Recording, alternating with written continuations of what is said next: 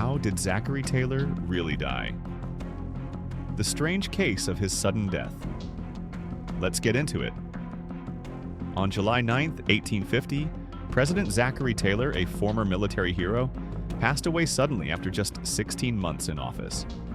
While some thought his death was due to natural causes, others suspected foul play. Was it a deadly case of food poisoning after he ate cherries and milk on a hot day? Or could there have been a deeper conspiracy behind his untimely demise? Today, we dive into one of the most mysterious deaths in U.S. presidential history to uncover the truth. Zachary Taylor was a respected war hero, widely known for his leadership during the Mexican-American War. His military successes earned him the title of Old Rough and Ready, and his popularity led to his election as the 12th President of the United States in 1848. As president, Taylor was a man of strong principles. Despite his lack of political experience, he was determined to take on the issues facing the nation, such as the growing tension between the North and South over slavery, and the future of the newly acquired territories from the Mexican-American War. However, Taylor's presidency was short-lived. He had only been in office for about 16 months, when an event on the 4th of July in 1850 changed the course of history. On that day, Taylor attended a celebration at the White House to mark the nation's independence. He took part in a large, festive meal that included cherries, iced milk, and other foods. The food, while seemingly ordinary, would soon become a central part of one of the most mysterious events in U.S. presidential history. Within hours of the meal, Taylor began to feel unwell. What started as mild discomfort quickly escalated into something much more serious. He experienced severe stomach pains, followed by vomiting and diarrhea. As the hours passed, his condition worsened rapidly. His once robust health seemed to decline in a matter of hours, leaving those around him shocked and confused. By July 9th, just 5 days after the celebration, Zachary Taylor was dead. At first, doctors who treated him suspected that he had contracted a natural illness, perhaps something like gastroenteritis, a stomach infection that can cause similar symptoms. It seemed like a reasonable explanation at the time. However, Taylor's rapid deterioration raised serious questions. Why did someone so strong and healthy fall so quickly? The severity of his symptoms and the speed at which his health declined led some to wonder if there was more to his death than just a case of food poisoning. Was it possible that someone had intentionally poisoned the president? There was no solid evidence to support foul play at the time, but the possibility lingered. Taylor's sudden death occurred in a period of great political tension. The nation was divided over the issue of slavery, and some believed there were powerful interests who would benefit from his removal. As Taylor had been a moderate on the issue of slavery and had been pushing for the admission of California as a free state, some speculated that certain Southern leaders might have wanted him out of the way. While food poisoning was the most commonly accepted explanation, some conspiracy theories began to emerge. One theory suggested that the cherries and milk he consumed might have been tainted, either intentionally or accidentally. However, another idea that gained traction was the possibility that Taylor had been poisoned by arsenic, a common and deadly substance at the time. Yet, there was no direct evidence linking any particular person to his death. In the years following Taylor's death, further investigation into his condition was carried out. Some modern medical experts believe that he may have died from a bacterial infection, possibly caused by contaminated food, which could have caused his rapid decline. Others maintain that food poisoning, or a similar illness, was the most likely cause. Despite the theories, the true cause of Zachary Taylor's death remains a mystery. While some believe that his sudden demise was simply the result of a natural illness, the possibility of foul play has never been fully ruled out. His death, still unsolved, remains one of the most intriguing and controversial moments in U.S. presidential history. One of the most widely discussed theories surrounding Zachary Taylor's sudden death is the possibility that he was poisoned. This theory suggests that his demise wasn't just a tragic accident, but rather a calculated move by political rivals. But what would drive anyone to take such drastic action against the president? To understand this theory, we need to look at the political climate of the time. The nation was deeply divided over the issue of slavery, and the tensions between the North and South were growing more intense by the day. Taylor, despite being a Southern slave owner, held views that were seen as problematic by many pro-slavery factions. He was strongly opposed to the expansion of slavery into the new territories acquired after the Mexican-American War, including places like California and New Mexico. This stance put him at odds with many Southern leaders who wanted to see slavery spread into the new territories in order to maintain their economic interests and political power. At the time of Taylor's death, debates over the future of slavery were reaching a boiling point. The question of whether new states and territories should permit slavery was threatening to tear the nation apart. Taylor's position, advocating for the admission of California as a free state and taking a firm stand against the spread of slavery, was seen by some as a direct threat to the South's way of life. This made him a target for those who believed that the future of the Southern economy and the institution of slavery itself was in jeopardy. Some historians have argued that Taylor's death may have been orchestrated by a pro-slavery faction that saw his opposition to the expansion of slavery as an existential threat.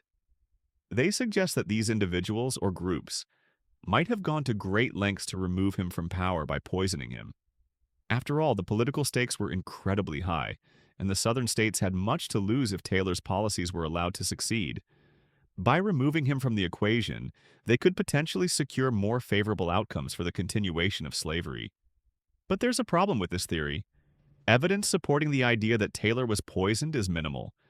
At the time of his death, no one found concrete proof that he was the victim of foul play. The doctors who treated him initially suspected gastroenteritis, a condition that could be caused by food poisoning. However, the rapid deterioration of his health raised suspicions.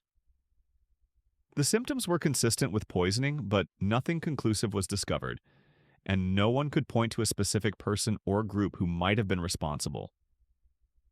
Over the years, some proponents of the poisoning theory have pointed to the possibility of arsenic being used, a common and deadly poison during that era.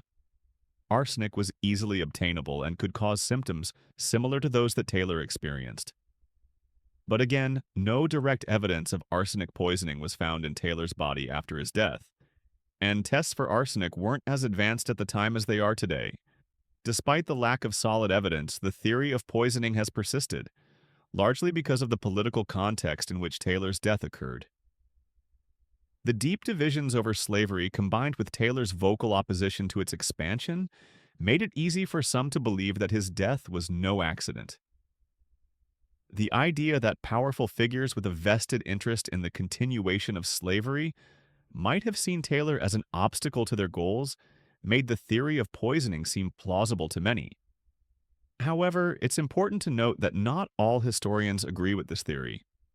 Some argue that Taylor's sudden death could have simply been the result of natural causes, such as a bacterial infection or food poisoning, and that the rapid deterioration of his health was not uncommon for some illnesses of the time.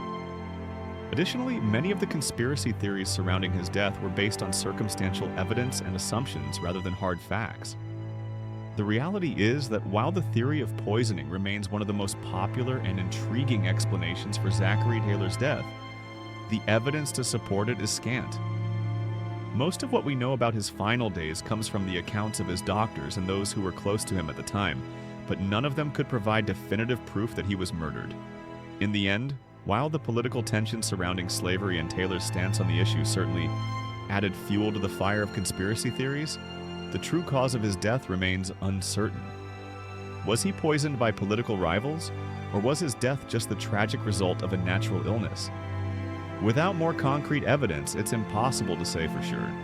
But the mystery of Zachary Taylor's death continues to be one of the most enduring and debated chapters in U.S. presidential history. After Zachary Taylor's death, an autopsy was performed, but it only raised more questions than it answered. The official cause of death was reported as acute gastroenteritis, a condition commonly associated with stomach infections or food poisoning. However, despite this conclusion, no conclusive evidence of poisoning was found during the autopsy. This led some to wonder if there was something more to his sudden death that wasn't being revealed. One of the most puzzling aspects of the case is that Taylor's body was not thoroughly tested for poisons. In 1850, toxicology and forensic science were still in their infancy, and the ability to detect poisons was limited. This lack of advanced testing methods has fueled speculation that Taylor may have been deliberately denied a full examination, especially if there were parties with something to gain from his death. The absence of thorough poison testing opened the door to conspiracy theories, suggesting that someone might have been trying to cover up any evidence of foul play. However, some historians argue that the lack of evidence for poisoning might be explained by the fact that Taylor didn't show the typical symptoms of poisoning. Many poisons have specific symptoms, such as the rapid onset of severe pain, swelling, or disorientation, which were not evident in Taylor's case. His symptoms like vomiting, diarrhea, and stomach pains could have easily been attributed to a natural illness like food poisoning or gastroenteritis. In other words, the lack of the usual signs of poisoning may have made it harder for doctors to diagnose. Ultimately, the absence of solid medical proof has left many questions unanswered. While the idea of poisoning remains a popular theory, the lack of concrete evidence, along with the nature of Taylor's symptoms, means that we may never know for sure whether his death was the result of foul play or just a tragic natural illness. This ambiguity has made Taylor's death one of the most enduring mysteries in U.S. presidential history. As with many historical mysteries, there's no shortage of conspiracy theories surrounding Zachary Taylor's sudden death. One theory suggests that members of the Whig Party may have had a hand in his demise. During his short time in office, Taylor struggled to take decisive action on key political issues, particularly those involving slavery and territorial expansion. His reluctance to align with his party's more pro-slavery members left some frustrated, leading to speculation that his death may have been politically motivated. Another theory points to the Southern pro-slavery faction, which feared that Taylor's presidency could be a major obstacle to the expansion of slavery into newly acquired territories like California and New Mexico.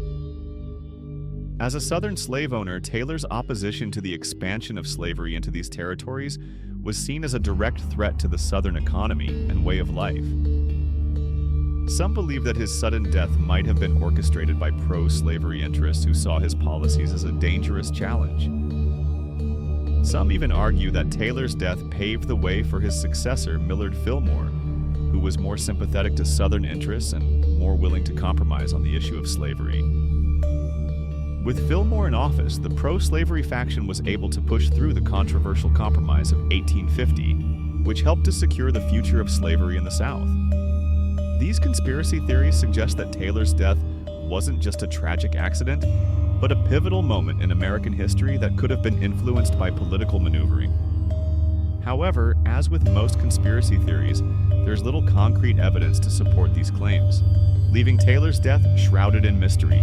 In recent years, modern forensic scientists have revisited the case of Zachary Taylor's death, reopening the possibility that he may have been poisoned. A 1991 study of Taylor's remains even suggested arsenic poisoning as a potential cause, though the evidence remains inconclusive. This has only added to the mystery surrounding his untimely demise. While the true cause of Taylor's death may never be known for sure, it remains one of the most enduring mysteries in American presidential history. Whether it was a case of food poisoning, political intrigue, or something darker, Taylor's death continues to intrigue historians and conspiracy theorists alike.